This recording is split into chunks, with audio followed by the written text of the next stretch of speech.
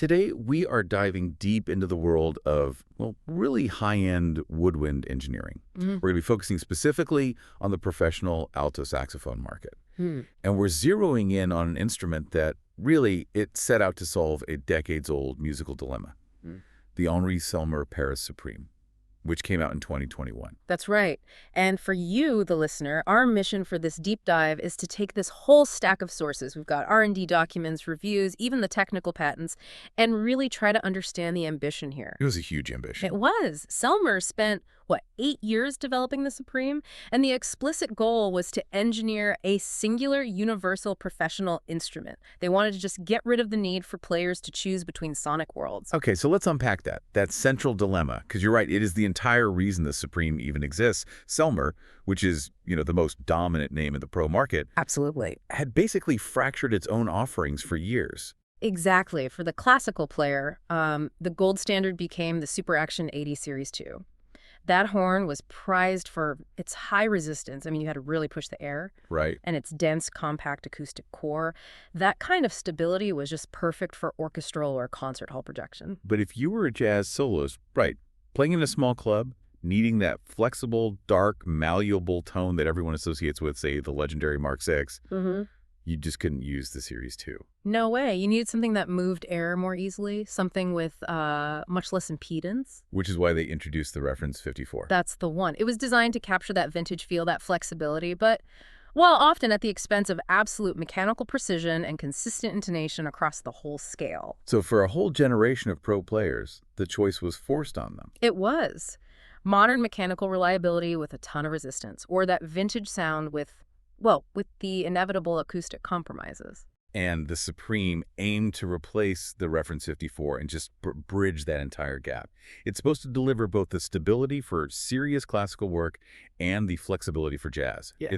It's aiming for supremacy. Engineering supremacy in one unified platform. Yeah. And that journey, it really has to start with fundamentally changing the air pathway. The acoustics. It does. We are talking about an acoustic revolution right at the instrument's core. And what's so fascinating here when you look at the documents is that the Supreme uses a completely original bore geometry. New mandrels. So this wasn't just a tweak of an old design? Not at all. This wasn't about tweaking a Series 2 or a Series 3. This was a clean sheet, a complete structural overhaul. When you say bore geometry, you're talking about the shape of the internal tube, right? The conical taper from the neck all the way down to the bell. How does changing that shape fix problems that have existed for a century? It alters the aerodynamic properties. Yes. And crucially, the airflow impedance. Think of impedance like drag in the system. Oh. Older designs had uneven resistance. You might feel totally stuffed in the low register, or certain notes, middle D, high E, the usual suspects, might want to fly wildly sharp or flat. By redesigning the neck taper and the bell flare with incredible precision, Selmer essentially smoothed out that internal acoustic flow. The result is what players just call freer blowing.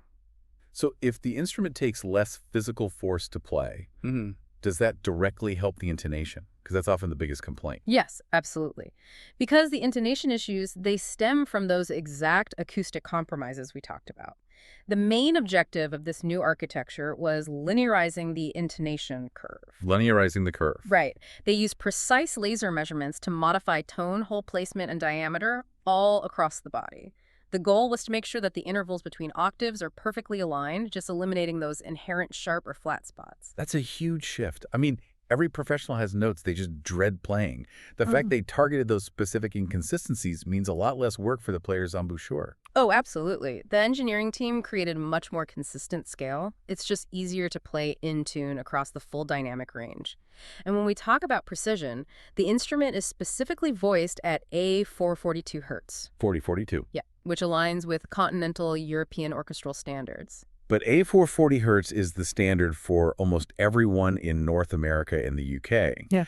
So does that 442 bass, does it create problems for versatility? You'd think so, but not according to the sources.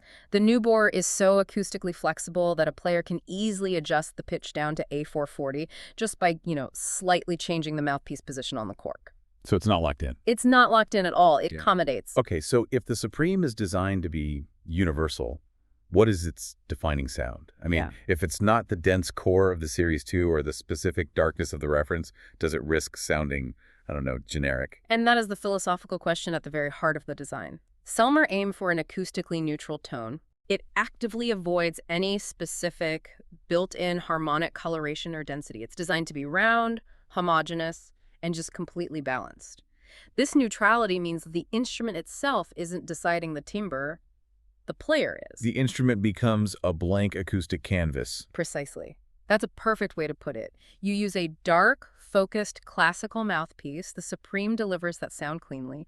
You switch to a high baffle, open chamber jazz mouthpiece. And the horn projects that sound with equal fidelity. Exactly. It eliminates the need for pros to own two different high-end altos for two different gigs. It just asks the player to bring the sound. That is a phenomenal piece of groundwork. But of course, sound is nothing without reliable mechanics. So let's move from the physics of air to the physics of keys. Yes. This is where we see the patents that really justify that 8-year development cycle. Indeed. And these are innovations that genuinely solve long-standing mechanical problems. These aren't just, cosmetic changes. So let's start with the big one, the most significant mechanical patent.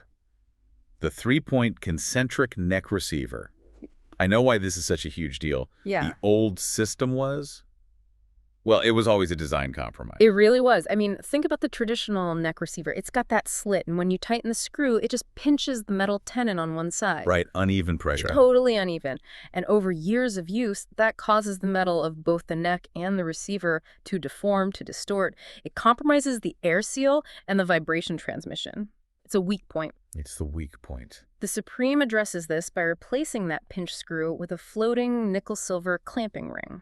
Visualize it like a professional camera lens mount. Okay, yeah. This ring is decoupled from the body, and it tightens concentrically perfect 3-point uniform pressure all the way around the tenon.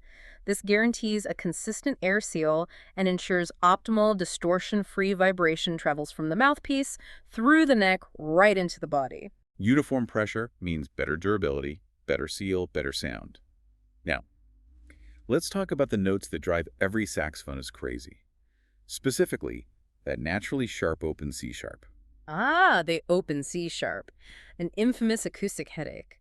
Selmer had tried to fix it before, but the older correction systems, they typically added a big, heavy mechanism or used stiff springs to pull the pitch down. Which added weight and made the key feel sluggish. Exactly. A lot of resistance in the action of the key itself.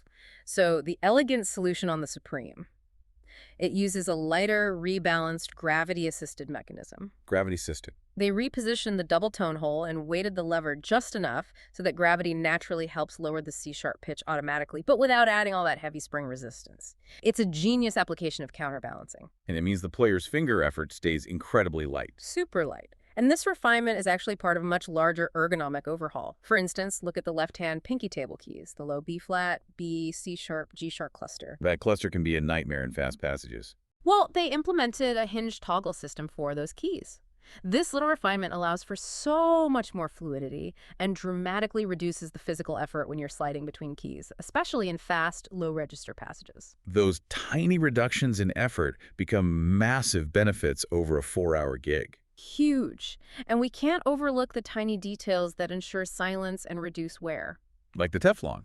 Precisely. They use Teflon inserts in the octave key sockets. Teflon, that high-performance polymer. It just eliminates metal-on-metal friction. So the action is lighter and it's silent. Completely silent. And most importantly, it offers superior resistance to wear compared to traditional felt or cork, which just degrades so much faster. It really feels like a modern precision machine. So if the mechanics are the brain of the instrument, let's turn to the visual statement. I mean, if you're paying for a flagship, it needs to look the part. It has to tell its own story. Absolutely. And the Supreme makes a very strong visual statement, starting with the finish. The standard model comes in a proprietary dark gold lacquer. It's a warmer, deeper hue than standard clear lacquers. And that was a deliberate choice. Oh, very deliberate. Designed to evoke the look of vintage Selmer saxophones from the 1940s. A nod to history, but with modern durability. And the engraving it's conceptual. It's not just scroll work. It's highly conceptual, yeah. The engraving pattern is unique to the Supreme. It's this complex blend of geometric cubes, symbolizing the rigid molecular structure of the metal, the engineering, and they're interwoven with these organic floral lines representing the flow of air, breath, music. The whole visual is this explosion effect, meant to suggest the projection of sound. They didn't skimp in the key touches either. No, natural mother of pearl, but with a slight concave surface for better finger grip. And that distinctive neck key badge, the Selmer S logo, is set against a dark blue background, a nice subtle contrast. And the whole package is positioned as a complete system. Right, the accessories are not an afterthought. They are premium components. It ships with a dedicated compact BAM case, also in a custom midnight blue, offering, superior protection. And crucially, it includes a premium Selmer concept mouthpiece. Which is often a separate, pretty high-cost upgrade for serious players. For sure, it really helps justify the price by offering a turnkey, world-class setup right out of the box. Okay, let's talk about the different finishes. The 92 series variants, the manufacturer and a lot of players argue that these different surface treatments can actually change the tone and resistance. Is this real, or is it just subjective? It's a mix of both. It's where subjective feel meets the tangible physics of plating. The 92DL dark gold lacquer is the neutral baseline, warm, round, balanced. The default.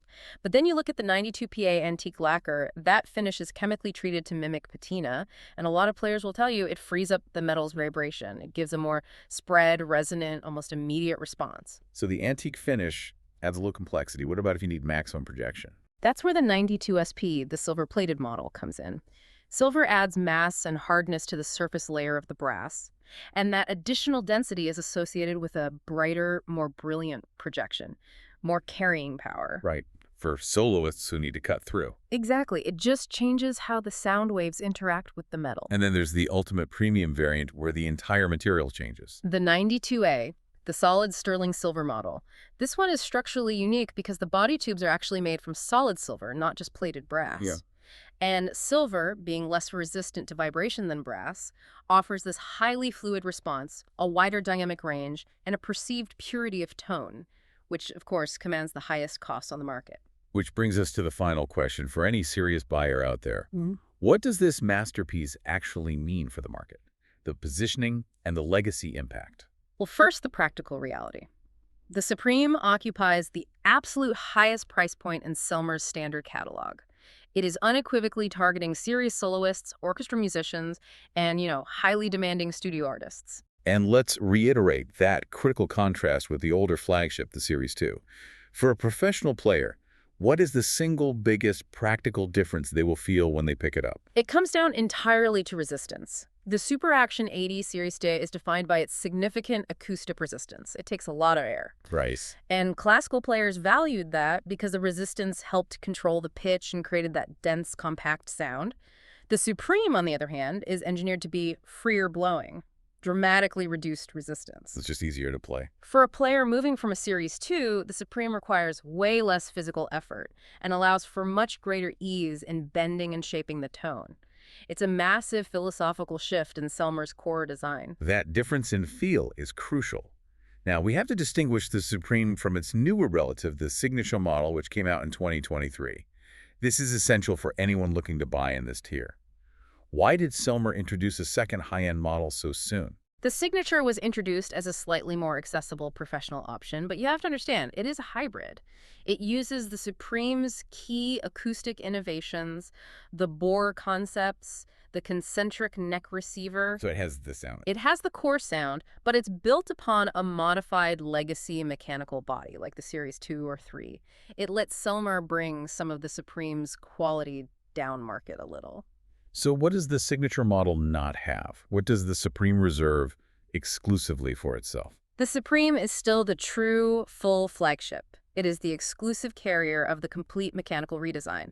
That means only the Supreme has the hinged pinky table for that low-register facility, the full gravity-assisted C-sharp system, and all the new ergonomic patents like the Teflon inserts. So the Supreme is the full R&D realization. Exactly. The Signature is the best technology transfer they could do without using the Supreme's more expensive, custom-designed body and key work. That clarity is invaluable. So Selmer has tackled the historical dilemma, solved the mechanical issues with patented parts, and created this unified platform. And that unity really is the ultimate legacy here. The Supreme signifies a pivotal moment for Henri Selmer Paris.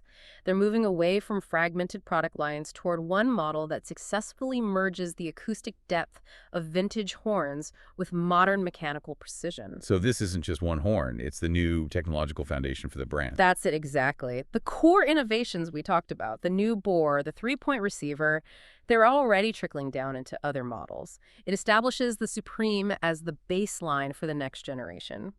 By aiming for acoustic neutrality and, near-perfect mechanical reliability, the Supreme seeks to remove the instrument's limitations entirely, forcing the artist to focus completely on musical expression. And this raises an important question for you, the listener. If a musical instrument is perfectly engineered to be universal and neutralize all its inherent flaws, does that versatility expand or does it limit the unique sonic identity of the performer?